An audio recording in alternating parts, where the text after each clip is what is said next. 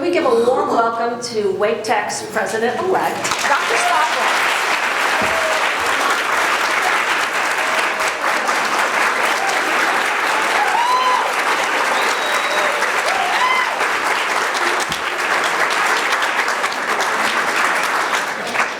Come on up. So we'll take this time to ask you if you have your cell phones on, please put them on silent. And if you are going to take your cell phones out to tweet, we're using the hashtag #WelcomeDrRawls. I'd like to welcome a special guest in the audience today, Mrs. Lisa Rawls. Can we give her a round of applause?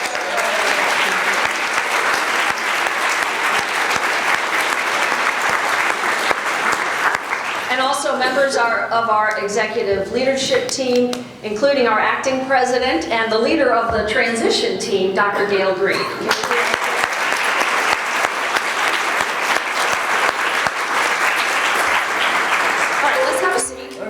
Started, but before we get started, I do want to ask you kind of a personal question. It's tough. Reporter. Yeah, here we go. How would you like us to address you? We know that in public at events you'll be called Dr. Rawls.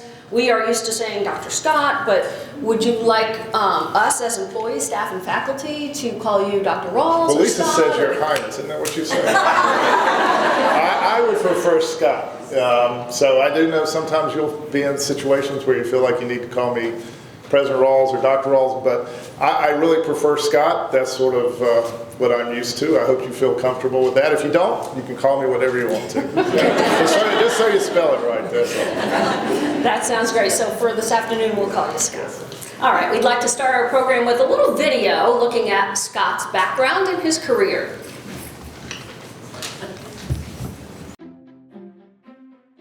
Scott Rawls was born in Charlotte and grew up in western North Carolina. After graduating from high school in Asheville, he headed to Chapel Hill and completed his bachelor's degree at UNC. A postgraduate study program took him to Japan, where he observed advanced robotics at work in Japanese factories and made comparisons to a manufacturing facility where he worked as a college student here in North Carolina.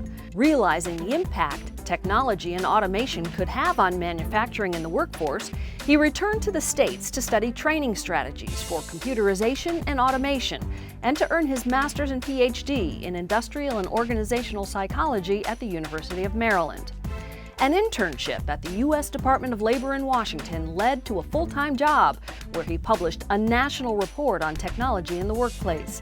He also worked at the National Institute of Standards and Technology at the U.S. Department of Commerce before returning home to lead employment and training at the North Carolina Department of Commerce. Not long after, he was hired by the North Carolina Community College System, where he served as Director of Economic Development and then as Vice President of Economic and Workforce Development.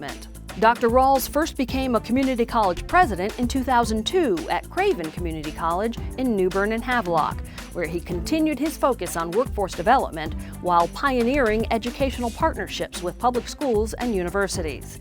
In 2008, he was chosen to lead all 58 North Carolina community colleges as president of the North Carolina Community College System.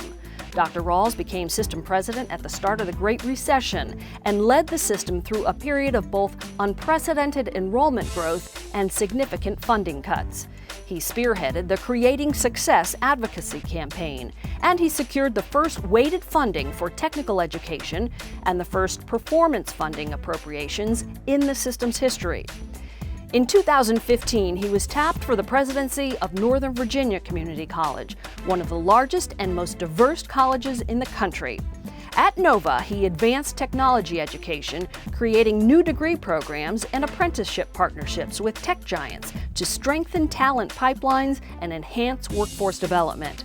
He was also a catalyst in creating a nationally acclaimed joint admissions program with George Mason University called Advance. In 2018, North Carolina again presented the opportunity for Dr. Rawls to come home, this time to take the helm at the state's largest community college. After a nationwide search, he was chosen to serve as Wake Tech's fourth president, bringing his unique combination of talent and experience to lead Wake Tech into the 21st century.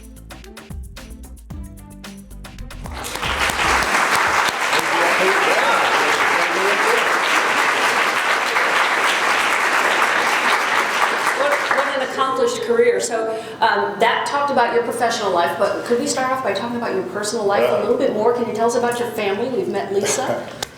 Well, I love my family. I hope you get to know my family. You'll be my new family, so I want you to get to know my family. But we have a great family. Lisa and I, we have 4 boys. You'll see, and we have 2 dogs, but they've changed since that picture. So, but our boys, all of them graduated from Wake County High Schools. 2 of our boys joined us about 5 years ago. And have been with us, and it's a great family. So from left to right, it's Ben, Ty, Devon, and Lucas, and they are just wonderful. They've blessed our lives, and when I'm not about here, that I'm about there, and so it's a special thing for us. And Lisa is the superstar in our family, so we all do what she tells us to.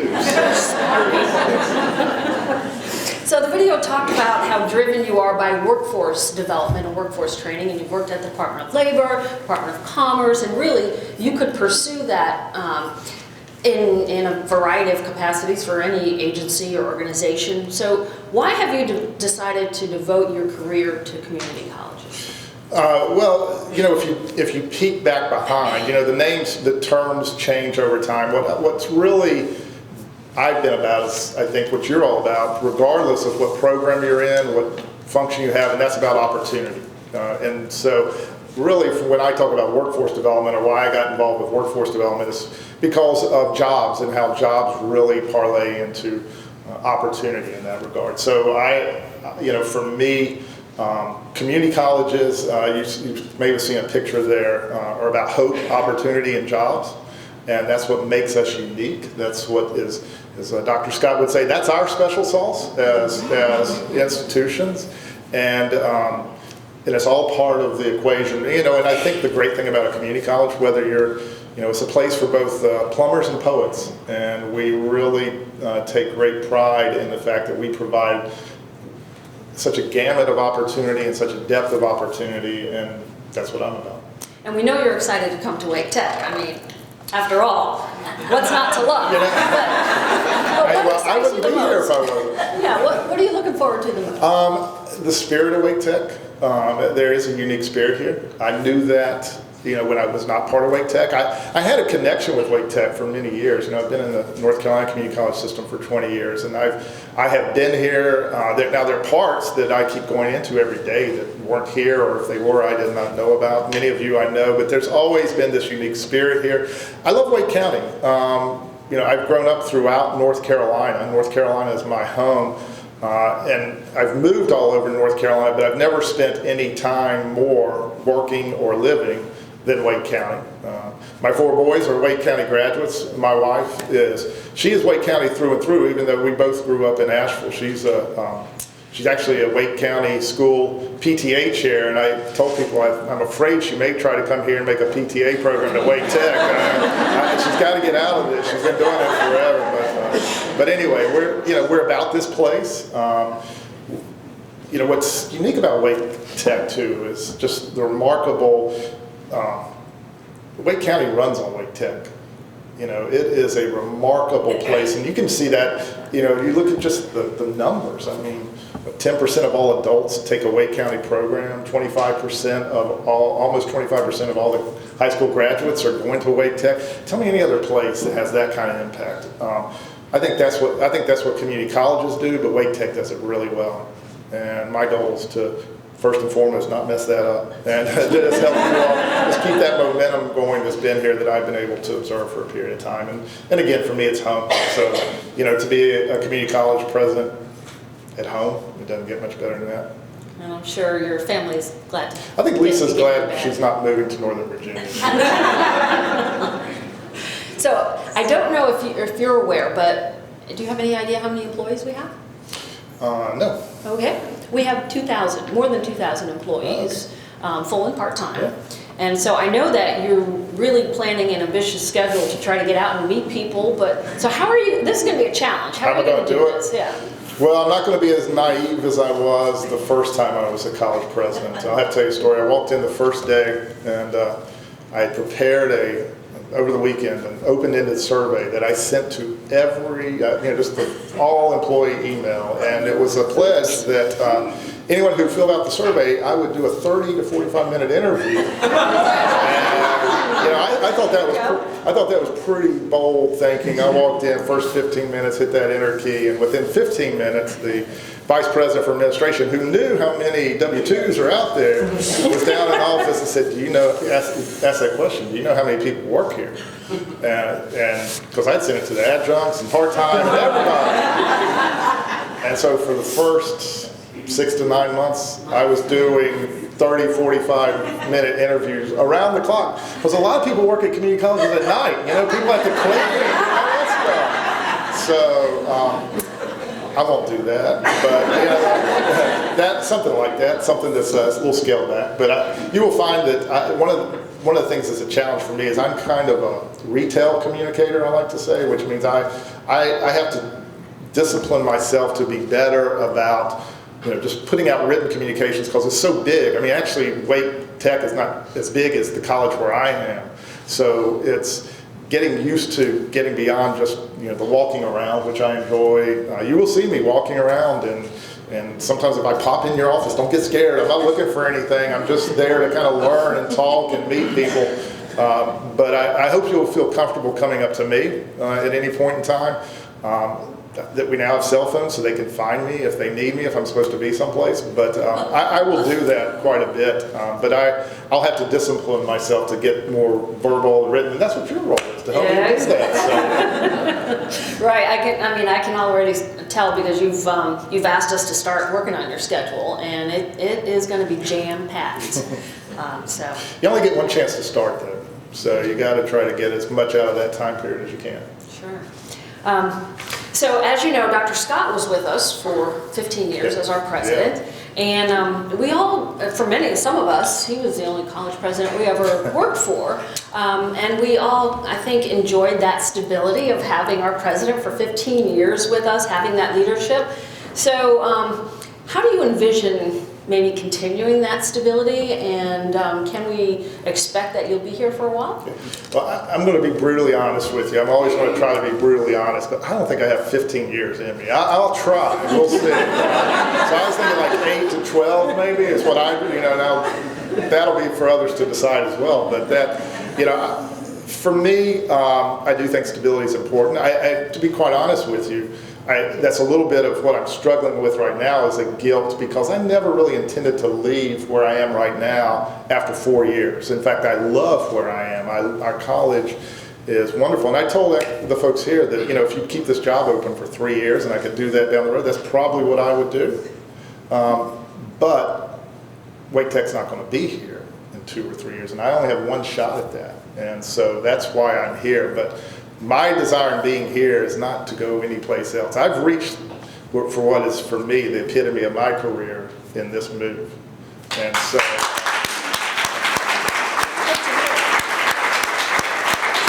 So if I leave before 8 or 12 years, this means something didn't work out the way I wanted. So where do you see our college in about 5-10 years down the road then? Well, I think that's really up to you all. I think, but I will say this to you that, there's certain things that I have an affinity to, I have a perspective, maybe I could talk about that. I'm cautious, based on previous experience, not to walk in and feel the pressures that I always get the questions about. What is your vision for Wake Tech? It's ultimately going to be what's our vision for Wake Tech. What you need to be cautious of and not put too much pressure on me is to try to have me answer that question for you too quickly. Because what can happen when someone feels that pressure, is they start making it up based on the places they've been, not the places they're going to. So my first goal is not to mess anything up. I'll be asking you questions. I will typically ask, what's the one thing about Wake Tech you never want to see change? And part of that is the question of, what is it that you cherish? What is precious about this place, and your community that's here? Because my goal will be to make sure that we keep that momentum going as best we can, and I don't mess that up.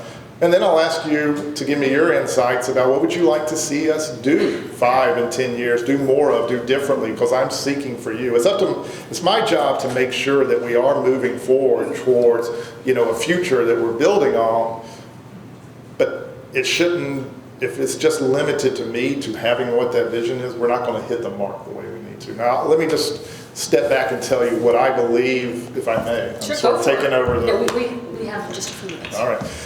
Here's the things I think make us different as community colleges and different as Wake Tech. I think first, we're through colleges. I will say this a lot of times. And what I mean by that is, if you look at Wake Tech, 10% of all adults, 25% of all graduates, but very few high school students and middle school, if we go around and survey right now, are going to say, where do you want to go to college? Not as many are going to say Wake Tech, right? But more are going to come through Wake Tech than any other institution by far that's out there. We're through college, and that's the very important role that we play. So they're coming to us with goals to get to their next place and beyond, job, university. The more we can help them come through us and get to that place, the better.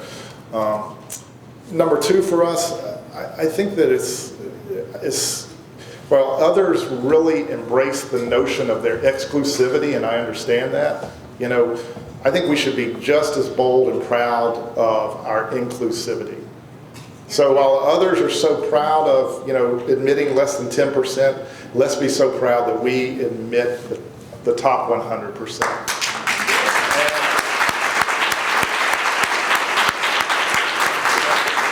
And for us to do that, that means that we take everybody, as the mission was for community colleges in North Carolina, take them where they are, carry them as far as they can go. And that means we're not just the college for low-income students and working family students, but to me that's the most noble thing we do. And so we really reach out in that regard. And then the last thing is, I think we have to be really good relay racers. Others can be great sprinters. We have to be both.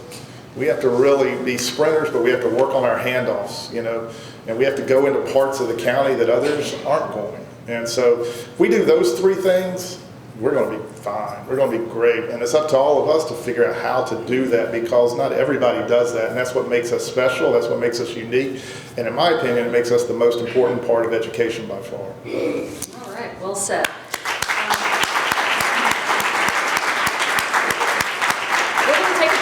And now we're going to learn a little bit more about you from someone who probably knows you better than anyone else. Do I have to stay? You sit right in the front row and listen. Lisa and Vice President Benita Clark and your panel, come on up.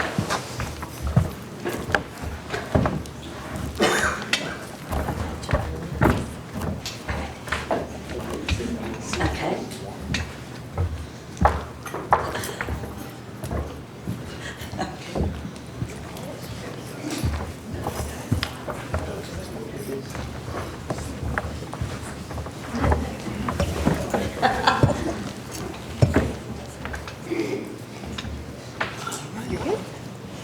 So, Lisa, Yeah.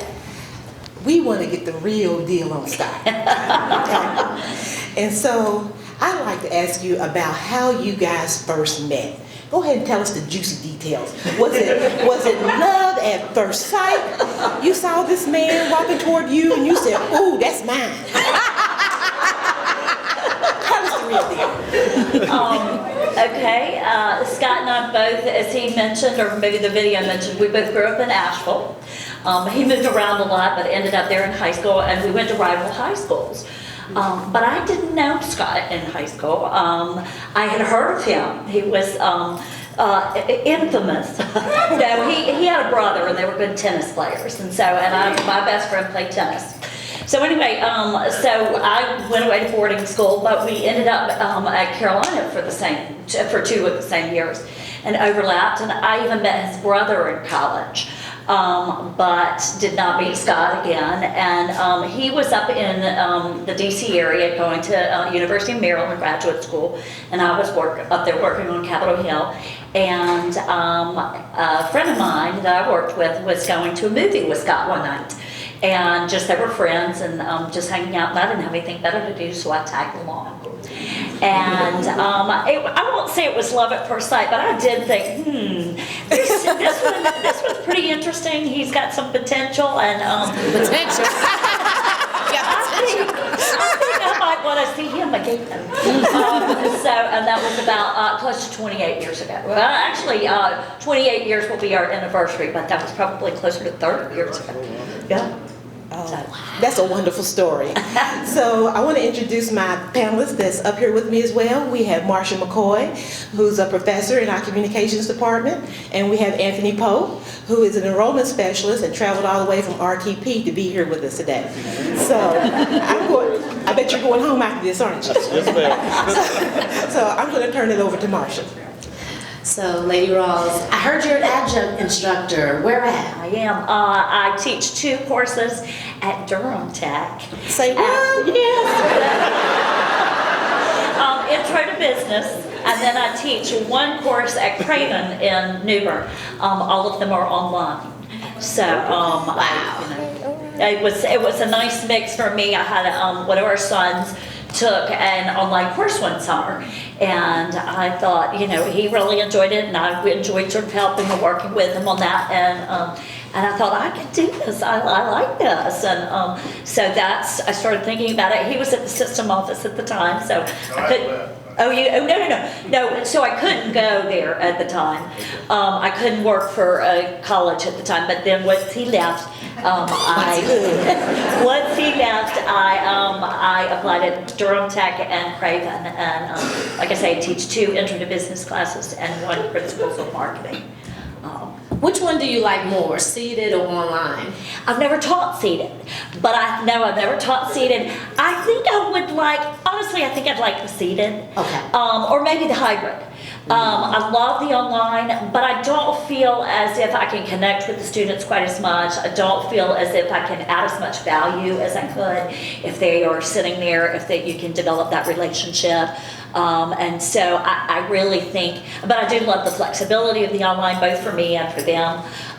So I think probably the hybrid would be what I would like the best. Okay, Yeah. okay. You want me to ask another one? You can ask. I got one more. Go ahead. What is your favorite success story as a faculty member? I guess my biggest one is relates actually just last fall. I was teaching in New Bern. I was teaching when the hurricane came through, and that was tough. They didn't have we didn't have class, or they were closed for 3 weeks. Wow. And that was hard, and that was hard to really get the material in, do your learning outcomes, but still give these people who are dealing with devastation. A lot of my students had to move out of the area. So that was probably to have done that and had them get through and had them be successful. We did lose some along the way, but I think that was probably the biggest challenge. But also at the end of the semester, I think everybody really felt a huge sense of accomplishment, as did I, and I think that's probably my biggest success. That's wonderful. Thank you so much. Okay, Anthony, what question do you have for Lisa? So, Lady Scott, tell me this now. So, we tend to be a little technologically challenged sometimes, and so here at Wake Tech, Dr. Scott's going to have Dr. Rawls is going to have a lot of administrative support. Right. So, who handles that at the house? I have to tell you, he was set up for this one. Okay. I had lunch with some folks from the college, and they were very surprised to find that. For those of you technical folks out there who will work with Scott, good luck. Take a deep breath. He's not a real technology guy. He was trying to sign on for the first time into his email. He tried 5 or 6 times, and then finally comes in and, can you help me with this? And as it turns out, he wasn't given all of the pieces of the login, but he didn't know that. So I'm the one who does the technical stuff. I'm the one who used to program the VCR. The whole family's like this.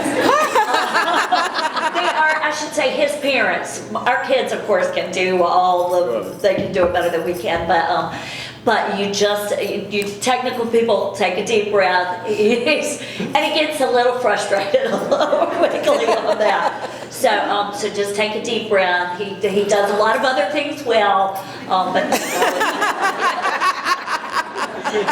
agree. So we do have a couple more minutes in our session. So I'd like to talk to you about your home life. 4 boys. Yes. So I have 2 girls. Whew, Jesus. And going through those teenage years and trying to make sure that everybody is where they need to be. What's life like with 4 boys plus 1? Well, exactly. Talking about that, Scott gave me over Christmas, he gave me a sign that said, relax and embrace the crazy. And I thrive on hectic. And so it's amazing. We had our 2 biological children, and I always wanted more children, wanted more boy children, and I just did not know that they would bless us in the way that they have. I just didn't know that they would be 2 African American children who would come at age 16. Right now in the house, we've got a 21, 20, 19, and 18-year-old. They actually do really well. I think that a lot of people say, change their lives, and it's like they've changed more of our lives. They have, our children teach us a lot. They do really well with each other. To have done this and have Scott not be there during the week, it can be tough. The biggest issue is those of you with children, transportation is a big challenge, getting everybody where they're supposed to be when they're supposed to be there. But it is, it's an amazing experience, and it's hectic. You got to embrace that. Anyway, but I love chaos. Okay. So any other questions before we turn it back over to Matt Smith? Well, let me say this. When I said Dr. Scott, y'all thought I was talking about Dr. Scott. Oh, no, Scott College. Correct that. Nice cleanup there, Andy. So I've enjoyed this time with you, enjoyed meeting you. On behalf of our Wake Tech family and community, we welcome you. Anything that you need from us, any support that we can provide to you, you'll have it 100%. Well, thank you. And I want to say the same thing to you guys. I told you guys at lunch, if you need my help, you're certainly welcome to call me. It's good to know a lot of people, like I say, Scott does a lot of great things really well, but he does well with other support. And sometimes I remember there was a situation. He's a little bit the absent-minded professor, I guess is a good way to describe it. He'll lose his keys frequently. He may lose his iPad frequently. So, but we had a situation several years back, and the boys were really young at the time, and he came in and he walked into his office, and his assistant was putting something in his pocket, in his coat pocket. And he's like, "What is that?" And she said, "It's some paperwork for Lisa to fill out for health insurance." And he said, "Well, I'm not going to remember." And she said, "Oh yeah, I know. I've already called and spoke to your mother, who told Lisa." His sister had to talk to his mother, who had to talk to his wife about filling out paperwork. So any of you guys who support him in that way, please call me. Don't send anything home. Mail it to me. Okay. So I need some tax forms filled out. Send it to That's you. me. That's me. Okay. Thank you very much. You're welcome.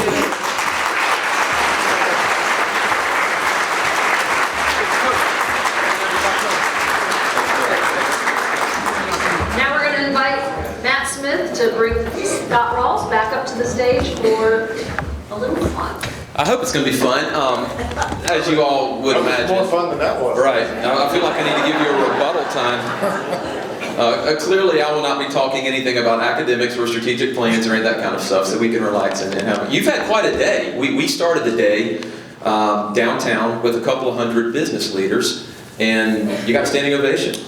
Well, when you're new, you haven't messed anything up yet. So And then we go to lunch, and we had lunch with some very important donors of Wake Tech, and one of Stephanie Lake's prospects was there, and she shook your hand on the way out the door and said, "I'd like to give you $100,000. You're not even official yet. Does that go on my record? No, it goes on mine. Come on, man. But what did you do between breakfast and lunch today? Tell us a little bit about your day so far. Breakfast and lunch.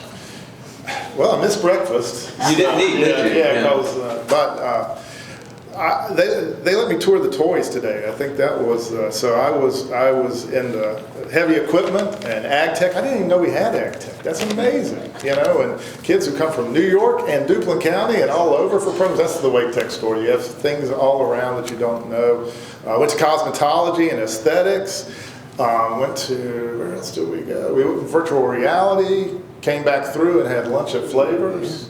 Met with donors. It's been a good day. Here with us. Lisa skewered me here for 20 minutes. Speaking of cosmetology, I was trying to figure out from the pictures, when did the beard come around? Well, the beard, you know, it may not stay. We'll see. It came around, I guess it was November. What is it, the November beard month? No shave November? No shave. And some people complimented me. Lisa complimented me, which, you know, it's kind of rare. You can kind of tell that. So, you know. And then I kept it into the summer, and you have to be careful because you get in the summer and you have that facial farmer's tan if you shave it off.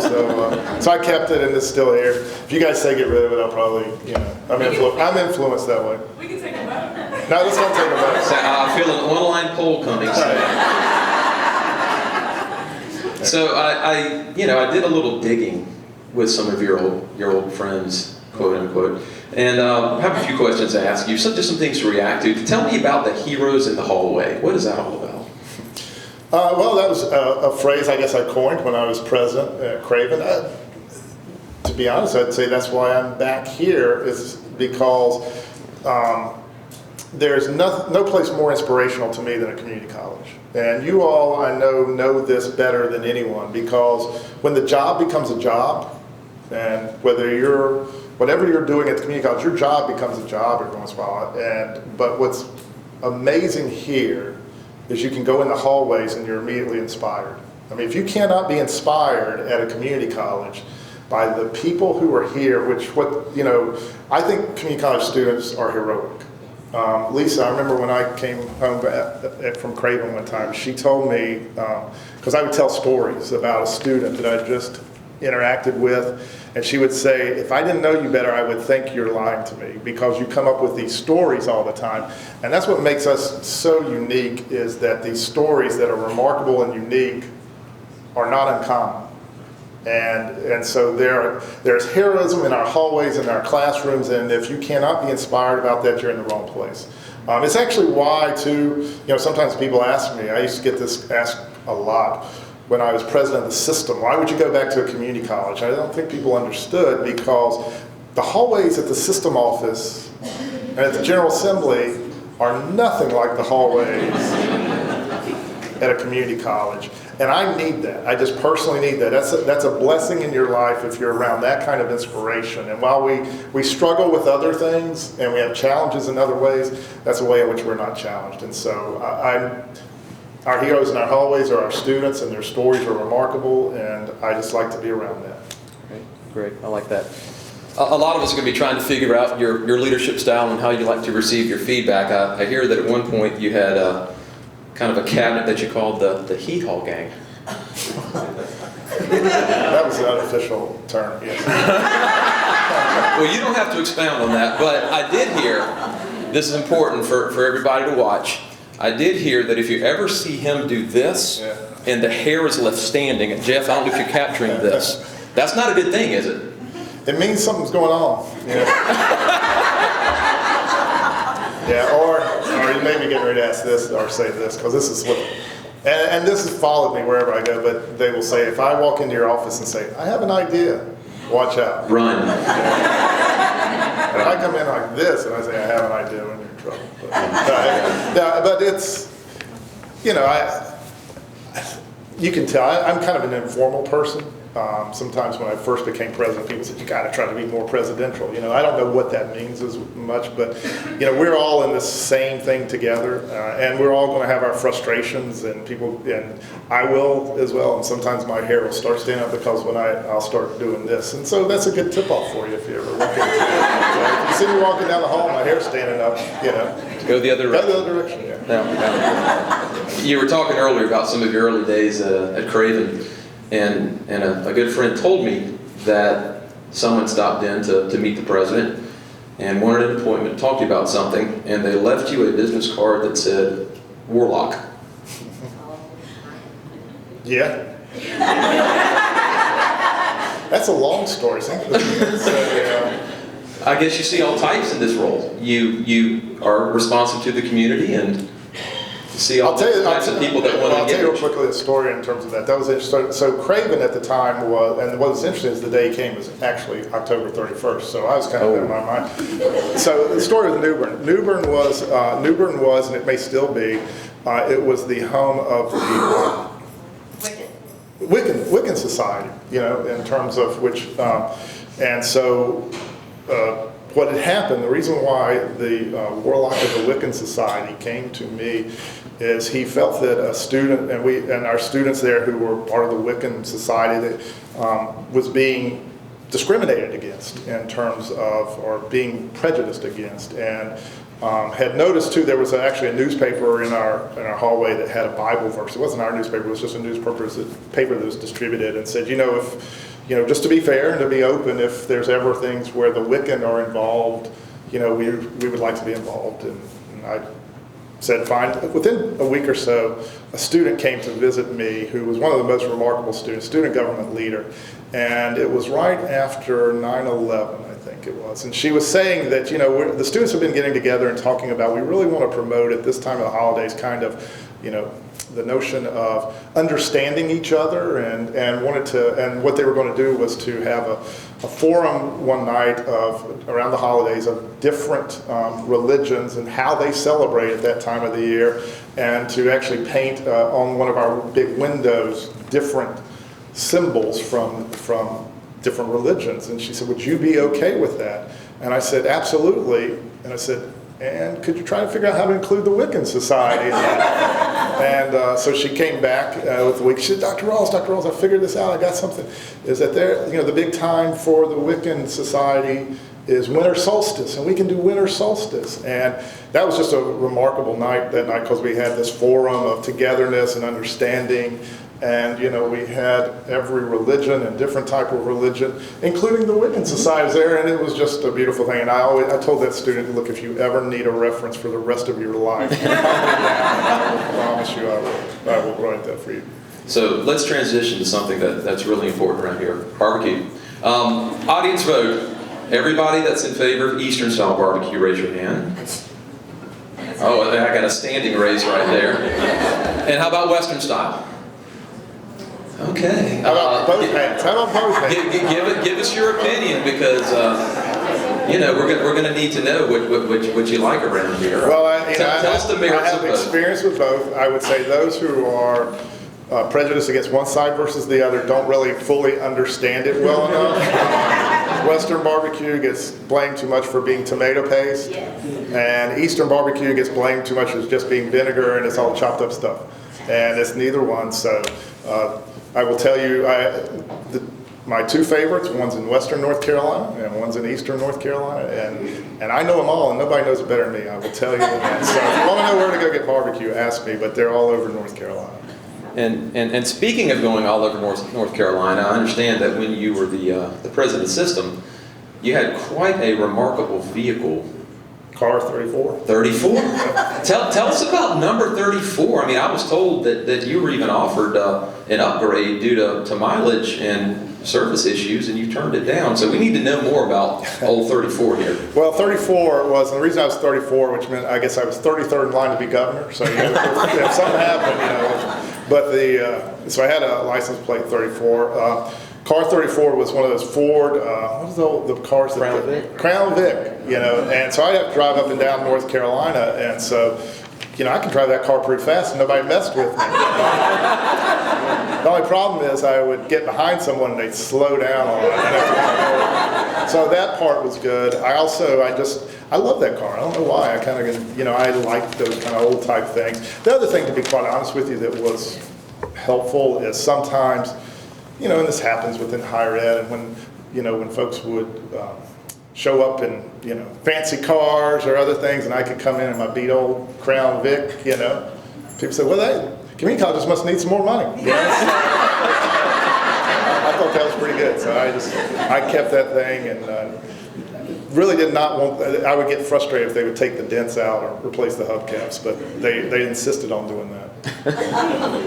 Now, I saw what you were driving yesterday. I assumed that was your vehicle. Well, our last president had an eye on Corvettes. I have a truck. So we got us a pickup truck driver here. A pickup truck. I've always, I don't know, I grew up in the mountains, and so it's highly impractical. What happened to me, I don't need a pickup truck by any means, but what happened recently was that in the recent hurricane, storm came down, took out our shed, and took out my car, which I hated. And so I had this opportunity. I was going to have to drive back to Northern Virginia, got online and looked at flights, looked at rental cars, and then looked at CarMax at pickup trucks. And there was a good one that came in the night before, and I have a pickup truck. So. It's always good to have a friend with a pickup truck. Yeah, that's right. But you actually get some use, though. That's right. Is John Boone in here today? Oh, shoot. John, I was hoping you weren't here, but we got to talk about sports. Just plug your ears up. If you're watching a college football game on Saturday, what team are you watching? Yeah, I'm a Hills fan. Yeah. No, you can't be perfect. That's all right. But I will. Here's a couple things, just so I ingratiate myself to everybody. I am a Hills fan, but as I told my good friend Randy Woodson, I'm an NC State fan every other day of the week because I love NC State. Actually, I had a call from my good friend Louis Martin Vega, who's the Dean of Engineering, one of my favorite people in the world, called me this week. So I'm a huge NC State fan, maybe just not on Saturdays. But I actually also, I grew up a Duke fan. And when I was a Duke fan, there were not Duke fans in Western North Carolina. Duke was not any good back when I was growing up. But here I am. You've covered all the bases. Yeah. And I understand that you might have done a little bit of basketball coaching back in the day. I did. Did you have any success with that? Success. I'm the two-time District C champion. What level? What level? Yeah. Well, Mighty Mites, but Mighty Mighty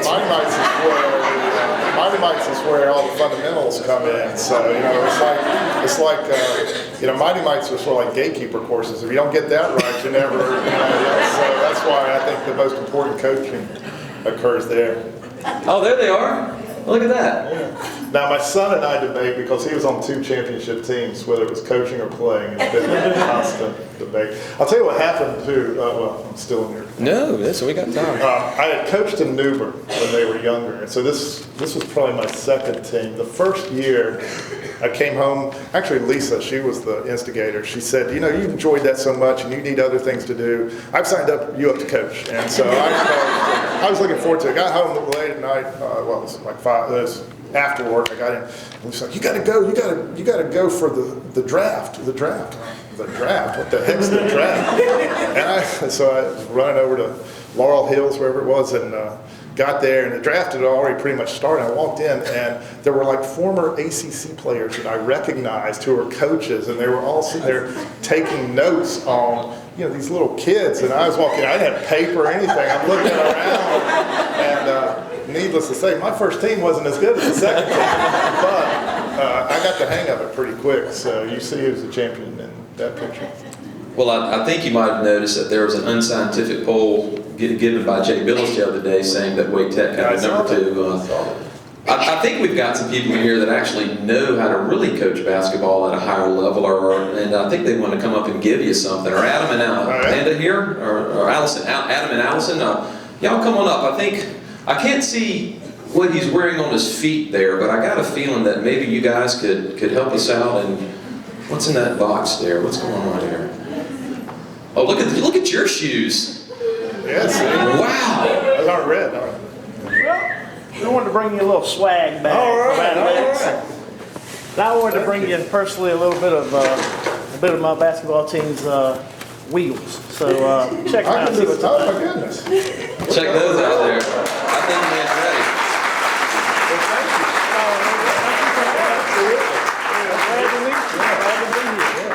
When's the next game, coaches?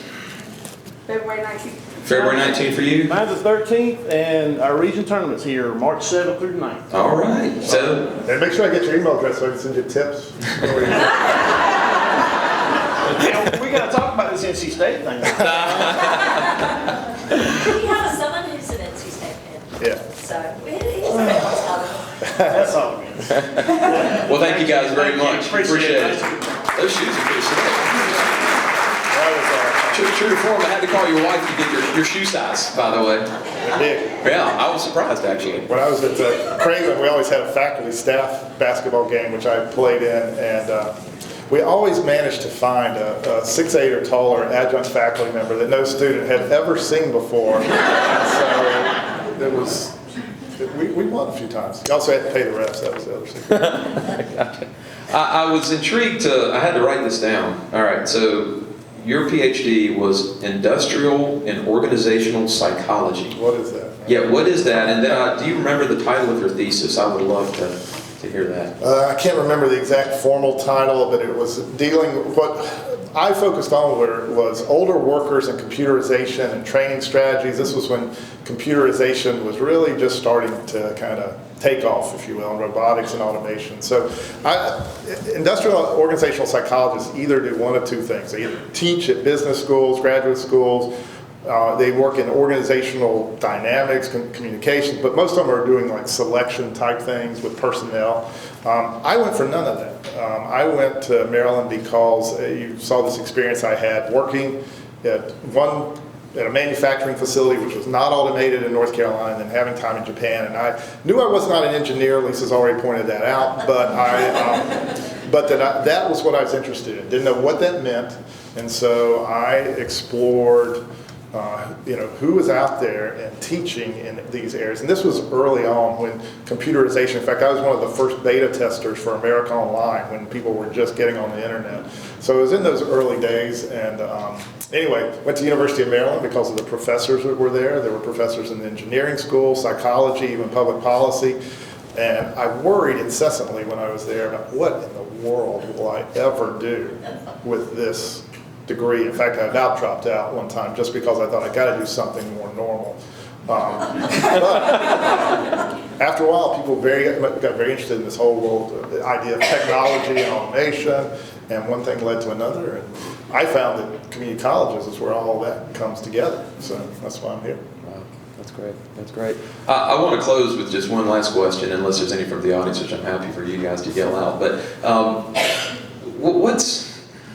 I heard a lot from you during your interviews, and a lot of good one-liners, by the way. You're really good at giving sound bites, but one thing that you said that really impressed me was the concept of being boldly humble, or humbly bold. I can't remember the right order, but boldly humble. Could you kind of explain what that means to you and how this audience might understand kind of what your thoughts are related to that? Well, and to be bold or brutally honest, I made it up that day. So let me see what I can do.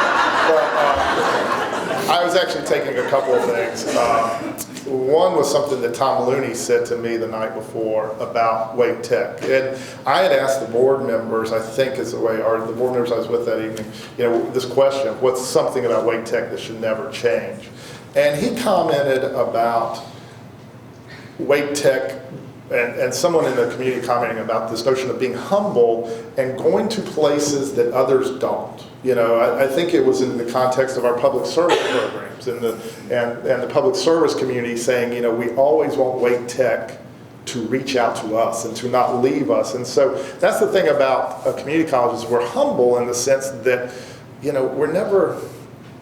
we need to go into places where we're not expected and where you don't see other higher ed. So it's that notion, but boldly at Northern Virginia Community College, we coined a phrase called Boldly Nova, because the fact that, again, it goes back to this notion that we should be just as proud of our focus on the top 100% as others are about the top 10%, if you get what I'm saying. And I'm a fairly even-keeled person. I don't get too upset about things for the most part, unless my computer's not working.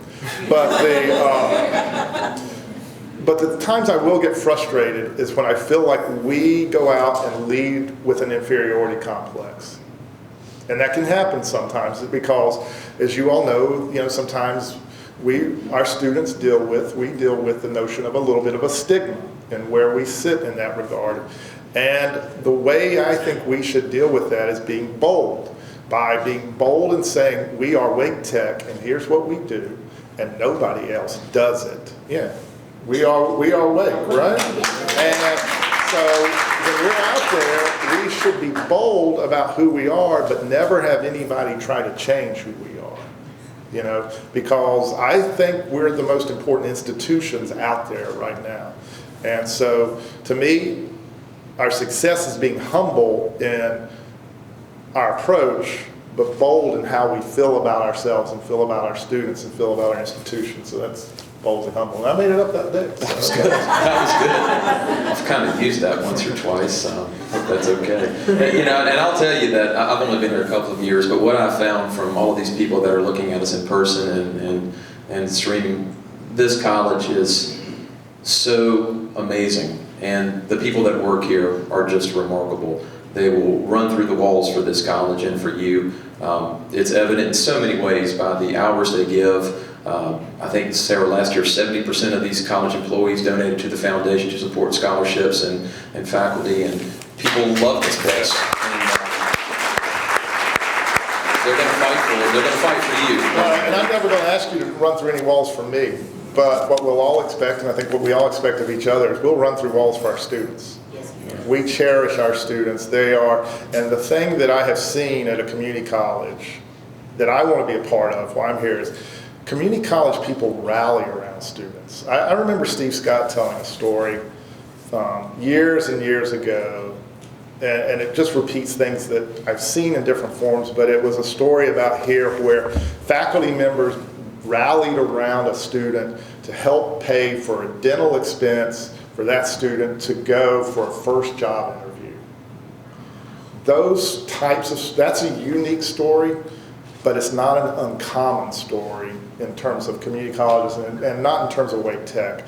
And at the end of the day, we can be as big as we are, the numbers, whatever, but it's that rally that takes place around students that's what makes us special. And what I want to be a part of is I want to be in that rally. I want to be in that process. And when we run through walls like that example exemplifies, it's about running through walls for our students. And that's what you do. And that's what I never want to see change about this place. Well said. I can't think of anything better to end on. You told me what I'm supposed to say, Lori, but I forgot. What do I say now? Or do you want to come say it? Just ask them if you have any more closing remarks, and we're good. Do you have any more closing remarks? I would say let's all go out and enjoy this beautiful summer February day. Thanks, everybody.